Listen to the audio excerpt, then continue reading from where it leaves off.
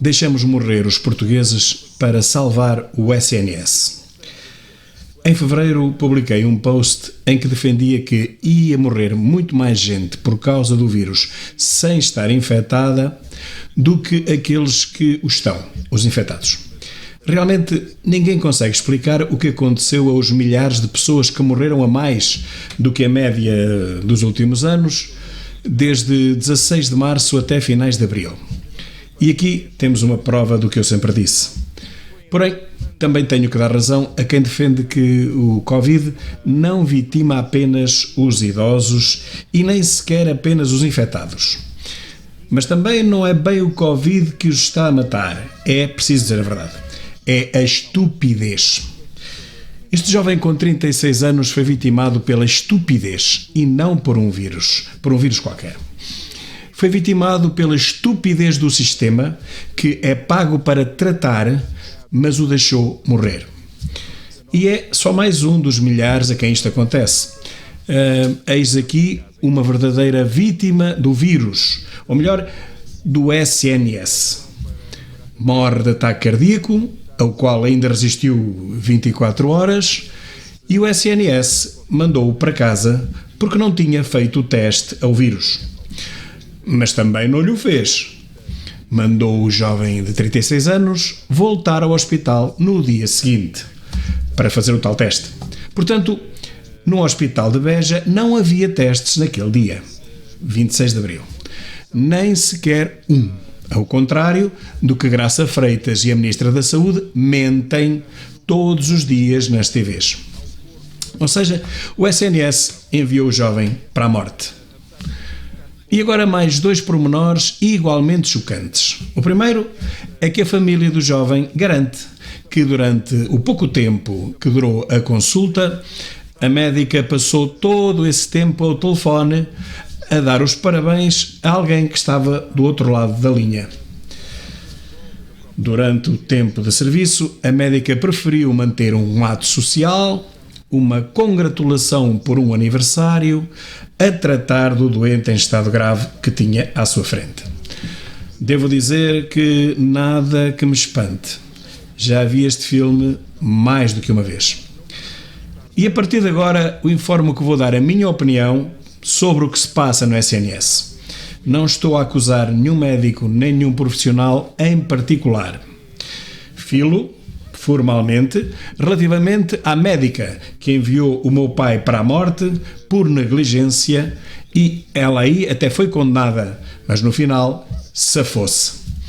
Vou explicar a razão pela qual qualquer médico, por mais negligente que o seja, se pode sempre safar. Basta não ser louco e não cometer os mesmos erros repetidamente. No dia 23 de março de 2004, nas urgências dos hospitais da Universidade de Coimbra, enquanto o meu pai agonizava, esquecido numa maca, a pedir ao menos um copo d'água, um grupo de médicos e enfermeiros ria, confraternizava, gargalhando até, discutindo em que restaurante iriam jantar nessa noite. A ponto de as últimas palavras do meu pai terem sido: João, isto é um matadouro. Viria a morrer no dia seguinte, sem qualquer ajuda médica. A autópsia, que nós exigimos porque nem isso queriam fazer, revelou que um infarto de miocárdio que o meu pai suportou, inclusivamente, durante 6 dias, sem ajuda de nenhum dos hospitais por onde passou. Ceia, Coimbra, Ceia novamente, Guarda e Coimbra novamente, onde dizem que já chegou sem vida. Portanto, infelizmente, eu sei bem do que falo. E o matadouro que o SNS é para alguém anónimo, para quem não venha recomendado por alguém de peso ou não tenha uma cunha de alguém. Foi, aliás, essa a primeira pergunta que uma médica amiga que ali trabalhava me fez, completamente escandalizada, quando ela soube da morte do meu pai. Oh João, mas porquê é que não me disseste que o teu pai estava aqui? A gente tinha tratado logo dele. Guardo esse momento para sempre como uma culpa minha, porque realmente, se o tivesse feito, eu poderia ter salvo a vida do meu pai. Eu não meti cunha nenhuma, nem pedi favor a ninguém.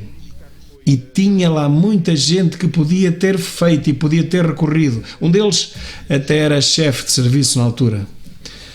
Não o fiz porque sempre fui contra isso, meter cunhas. E também nunca imaginei, é verdade, que o episódio tivesse aquele desfecho. Claro que já precisei mais vezes depois disso. Felizmente, nunca para mim. Mas aí, meus caros, já não hesitei. Com a triste experiência do meu pai, percebi que quem nada fizer sujeita-se a que lhe aconteça o mesmo. Eu até fiquei a perceber a atitude de muitos ciganos, por exemplo, que quando entram aflitos numa urgência, acabo por perceber quando eles entram de rompante e dão um pontapé na porta das urgências e passam à frente de toda a gente que lá esteja, é que se o não fizerem, provavelmente aquele seu familiar doente pode não sobreviver. É triste, mas é verdade. Esta é a minha opinião. Recordo, não estou a acusar ninguém em particular. É a minha opinião sobre a forma como o SNS não funciona. Isto passou-se em 2004, mas garantem-me que hoje o SNS está igual ou até pior. A segunda nota é que, ao contrário do que nós, que fizemos de imediato queixa no DIAP, a família deste jovem de 36 anos diz que nem sequer vai fazer queixa, porque já sabe que isso não vai dar em nada. Olhem, tem razão em 99% dos casos. O que eu vou dizer a seguir, disse-o em 2004 à Inspeção de Serviços em Saúde, disse-o ao bastonário da Ordem dos Médicos da altura e escrevi-o ao Primeiro-Ministro e ao Presidente da República. Todos me responderam. Bem, eu fiz um bocado de escândalo nas TVs com o caso da morte do meu pai e foi um escândalo, digamos, nacional e talvez por isso me tenham respondido. Mas as queixas e os processos acabam por não dar mesmo em nada porque, reparem bem, no meu caso, a médica até foi condenada, foi acusada por seus pares, por outros médicos, seus colegas que trabalhavam no mesmo hospital, e portanto foi até condenada em primeira instância. Mas depois ela meteu baixa. E é esse o truque. Como a inspeção tem apenas 16 ou 18 meses para elaborar o relatório, com a médica em baixa, esse relatório não conteve as respostas da médica. E, portanto, o seu resultado terá que ser sempre o mesmo, inconclusivo.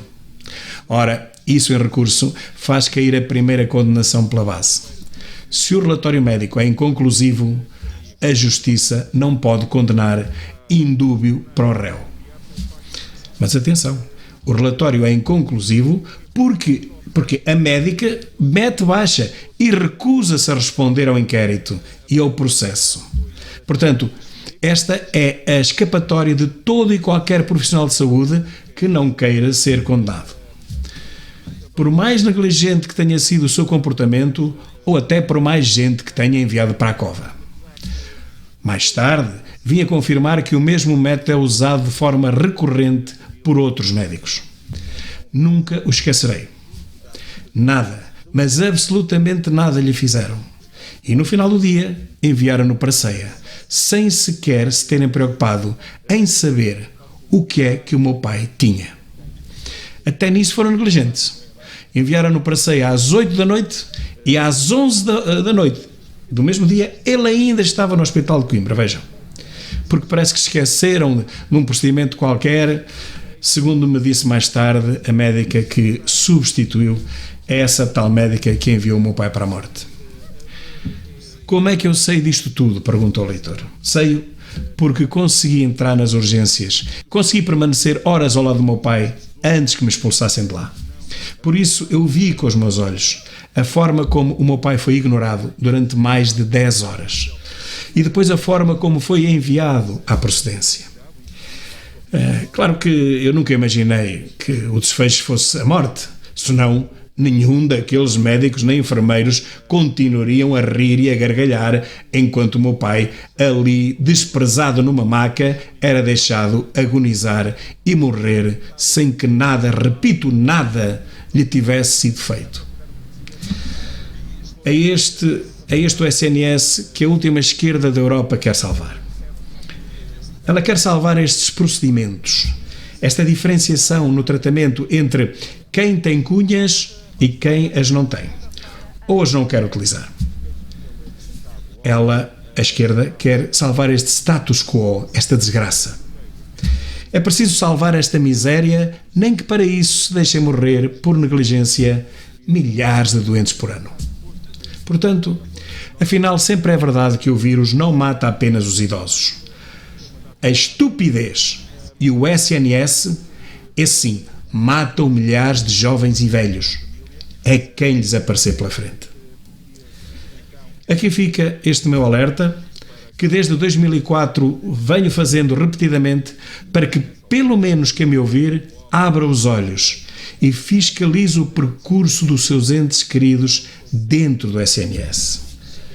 Se o entrega e não tiver aquelas recomendações, não tiver aquela fiscalização, o seu familiar fica provavelmente esquecido. Lá para o fim da fila, no que se refere a cuidados e tratamentos, enquanto os doentes bem recomendados lhe passam todos à frente. Pode correr bem, é certo, mas também pode correr, e acontece muitas vezes, correr mal e muito mal. Abram bem os olhos, meus caros, e acompanhem sempre o vosso doente em todos os momentos, se quiserem contribuir decisivamente para lhe salvar a vida.